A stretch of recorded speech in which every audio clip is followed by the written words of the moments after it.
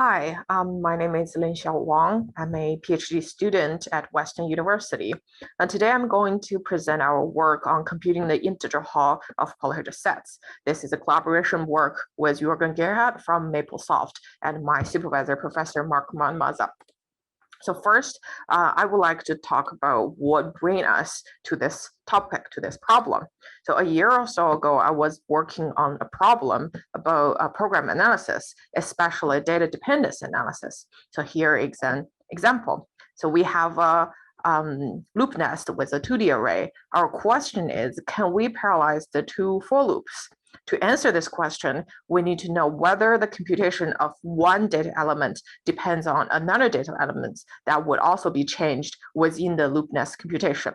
So if there are dependencies, then the loop has to be executed in a specific order, which means that we can't really parallelize them easily. So for simple loops like this one, we can see the dependence easily. Like we can see these ones are depends on this 5, 4, and so on and so forth. But these ones will never be changed. So we're good, we can parallelize it. But for a more general case, we can generate a system like this. So the loop counters has to be integer, and then we have constraints. Then we have a linear system represent the dependence between loop indices. If there are solutions to the system, then which means there are dependencies between the data element. For this example, there's no solutions to the system, which means no data dependence exists, so we can parallelize the loop nest. So here our problem become solve the linear system in the integer space, since the loop counters can only be integers. So this leads to the problem of, given a iteration space, we want to find a polyhedral set that can describe all the integer points and only the integer points. We don't want anything extra. And oftentimes the iteration space is a parametric. Since the loop counters constraints may not be known at compile time, it may be given by the users at runtime. Like for example, like this, the iteration space is already an integer polyhedral set, so we don't have to do anything. But in a more general case, it's a lot more complex. For example, this one, the blue shaded part or the blue system is our input. But if we only want to describe the integer points, the red part is enough, and it's what we want. So our problem is, given the blue system, can we compute the red system or the red area? So now let's formally define our problem. So a convex polyhedral set P is defined by M linear inequalities with n variables. And we want to compute Pi, which is the integer Hall of P, that is the smallest convex polyhedral set containing all the integer points of P. So using our previous example, you can see here, the blue part would be P, and the red part would be our Pi. So there's a Maple module called the Z polyhedral set. This is not in the current release yet, but already submitted. So which is defined as the intersection of a polyhedral set object and a lattice. So the integer Hall we want to compute is a Z polyhedral set, where the lattice is the standard lattice of all points with integer coordinates. So in this module, if we want to describe the integer point space, there is a command called enumerate integer points, which can output all the integer points within the Z polyhedral set. But later we will see that this is not very efficient, because sometimes we don't really need all of them. We only want a description of all possible integer solutions. So a convex Hall of all the integer points inside a polyhedral set is its integer Hall. But if we need to compute all the integer points, the computational complexity is related to the volume of the polyhedral set. But we don't really need all of them. So only the vertices and the facets are enough to describe the integer Hall itself. So for example, this one, to describe the integer Hall of the blue polyhedral set, we don't really need all these integer points, which are represented in green dots. We only need the points that's on the vertices, right? We only need these 5 or these red lines. That will be enough to describe all of them. So we have some observations about the vertices of integer Hall. A polyhedral set P is an integer Hall if and only if every vertex of P is integer. And of course, the convex hull of all the vertices of PI is PI itself. So as we have said before, one way to represent an integer hull is to give all its vertices. Then our problem becomes, given a polyhedral set P, we want to compute all the vertices of PI. So previously, we talked about the complexity of computing all the integer points within P is related to the volume. So we want to know what would be the complexity look like of only computing the vertices of PI. So we want to know, basically we want to know what's the number of vertices of PI. So there are several studies on the number of vertices of an integer hull. The most famous one is an upper bound given by Cook and etc. in the early 90s. So they show that the number of vertices of PI is related to the size of inequalities that defines P. So the definition of size here is given as follows. So for a rational number here, x, the formula, here is the formula of its size. So what this means is basically how many bits are needed to represent a number in a computer. And the size of a linear equality is the sum of the sizes of all its coefficients. So the upper bound of the number of vertices is given in this formula, which is a polynomial in the maximum size of the inequalities. But this is also hinting that the number of vertices is related to the size of P, since the size of P or the volume of P is related to the constant term of the inequality, and which would be included in this phi. But in our CASC paper early this year, we have proved that the number of vertices of PI does not related to the constant term of the inequalities, only related to the coefficient of the variables, which means it does not really relate to the volume, but only related to the shape of the input polyhedral set. So now let's look at our 2D algorithm. So here is the calling sequence of our command integer hull. So the input is a polyhedral set object, and the default output would be a list of the vertices and arrays. And the vertices is what we have defined before, and the arrays are for those unbounded polyhedral set. But also user can choose the return type to be a polyhedral set, so that we would just return a polyhedral set, which is the integer hull of the given input. So now let's use this example to explain how our algorithm actually works. So the input is a polyhedral set. The first thing we notice that is some facet. Facet means the highest dimensional face. In the 2D case, is these segment. So some facet just could not have integer points on them.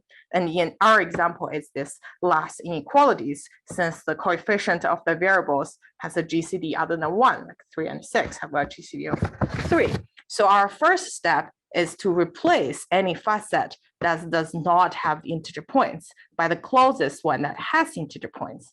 By closest, we mean here, like we replace this red segment with the blue one, and it's the closest such that there's integer points on the blue segment, but there's no integer points between these two segments, so that we won't lose any points in this process.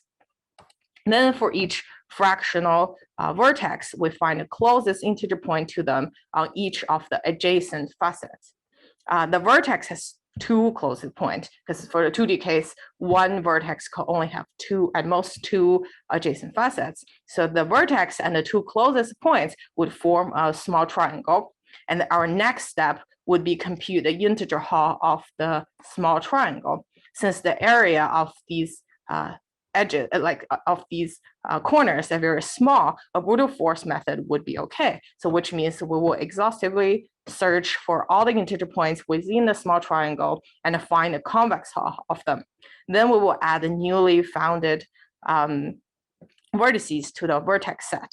And then we will do that we will do this process for each fractional vertex. The final result would be the vertex set of the integer hull of the input. So this would be our final result. So now let's look at some benchmarks. So we compare to a procedure containing the following two steps that compute the same result as our algorithm. So first step is using the enumerate integer points command in the Z polyhedral set package, which would produce all the integer points in the input polyhedral set.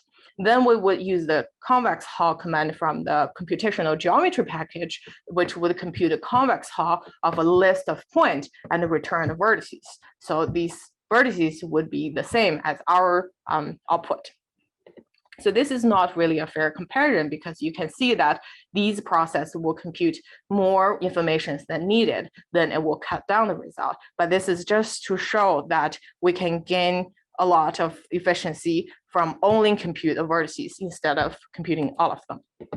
So the first table here shows the time spent in computing the integer Hall of some triangles, and the first row gives the volume of the triangles. And you can see that the time spent by our algorithm is pretty much stable, no matter what the volume is. But on the other hand, if we need to enumerate all the integer points, you can see that the time just grows very fast with the volume.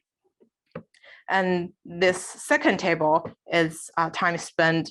The inputs are like hexagons, we know, so that it has 6 vertices. Again, you can see that our time is not related to the volume, but if you compare these two tables, you can see that the time spent on the hexagons is roughly twice as much as that of the triangles. So this is prove our steps that our complexity is related to the shape of the input instead of the volume of the input. Now let's move on to a higher dimension. But first, let's look at what did we actually do in the 2D algorithm. So in the 2D algorithm, first we have the pre-process stage to replace any facet that doesn't have integer points. Then we find the closest integer points to each vertex on its adjacent facet. So for 2D case, there are 2 each. And if we cut out these corners, we see that the middle red center part is already an integer Hall itself because we make sure these points are integer points. So which means we don't really need to worry about them anymore. And for each of the corners, we'll compute the integer Hall of them and find the vertices of them. So in the final step, we'll find the integer Hall of all the small integer Halls, which including the corners and the bulky part itself. And that would be our result. So we can use this to do the algorithm for 3D as well. So similarly, we have our input as a polyhedral set. Then we need a pre-processing stage, which will find the closest integer points to each vertex on the adjacent facet. But here we need to notice that in the 3D, each vertex can have as many as adjacent facets as possible. So it's not a fixed number anymore, but it's fine. We just need to find all of them. And then we have these areas that's close to the corners, which the vertices are the fractional vertex itself and all the closest integer points on the adjacent facet. And of course, similarly, we have this middle bulky part, the red part, that is an integer Hall already. So we don't really need to work on this center area. But here is what's different from the 2D case. So in the 2D case, we only have the corners and the center parts, then that's enough. That's cover all the space we need to consider. But in the 3D case, we can see that there's empty areas near the edges that is not covered by what we have done. So here's the edges. And if we show that in color, that's these blue areas. So we will have a blue areas for each edges that we have already computed before. So we have to deal with them as well. So in the worst case, we just need to do an exhaustive search of all the integer points in these blue polyhedral set. But in the best case, we can find the integer points on the edge that is closest to the fractional vertex. So that we know that the middle part, the red part, would be an integer Hall itself, and the only part we need to exhaustive search is the still the 2 corners, the 2 small blue polyhedral set. So this would cut down the search area. And of course, in the end, we need to compute the integer Hall of each of these corners for the vertices, the green ones, and also the blue ones. Then we would find a convex Hall of the vertices of all of them. That would be our output.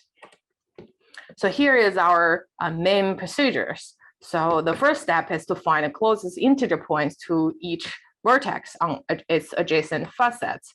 So we use the heminormal form in the linear algebra package to make a projection of the 3D facet to 2D space.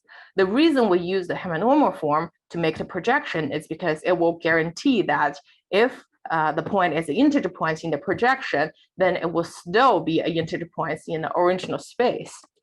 Now we have integer points, and now we have a polyhedral set in 2D space. Then we can use our 2D integer Hall algorithm to compute the vertices of the integer Hall of the projection. Of course, the next step, after we find these vertices in 2D, we have to find them in the original space, and then we find the closest one among these vertices to the fractional vertex that we're working on. So one thing we need to note that is these closest integer Hall vertex may not be the actual closest integer points on the facet, but this is good enough that it won't really affect our efficiency in the later steps. And of course, as we said before, for the edges, if there are integer points on the edges, we need to find the closest one to the vertex. The reason there may not be integer points is because in the pre-process step, we make sure each facet has integer points, but then we can't really guarantee that there's integer points on the edges. So if there's any, we will compute them. And the next step is we will create those small polyhedral set near the vertices and the edges, and we need to compute the integer Hall of these corner polyhedral set. And again, we will use the Fourier-Masky elimination in the regular chain package as well as normal form. Similarly, in the linear algebra package, we will do exhaustive search in the whole area. And in the end, we will call the convex Hall on all of these integer points to find the convex Hall of these corner polyhedral sets. So of course, you can see that the first step, finding the closest integer points, we need to do that for each facet. And this last one, we would have several small polyhedral sets to deal with. So we but we deal with them individually. They don't have any intersections. So we use the grid package in Maple to compute these two steps in parallel. So here's the benchmark for 3D examples. So for the first one is tetrahedron, which means it has 4 vertices, 4 facet, and 6 edges. And again, you can see that, so if we use the Z polyhedral set and the convex Hall, the time goes really fast with the volume of the input.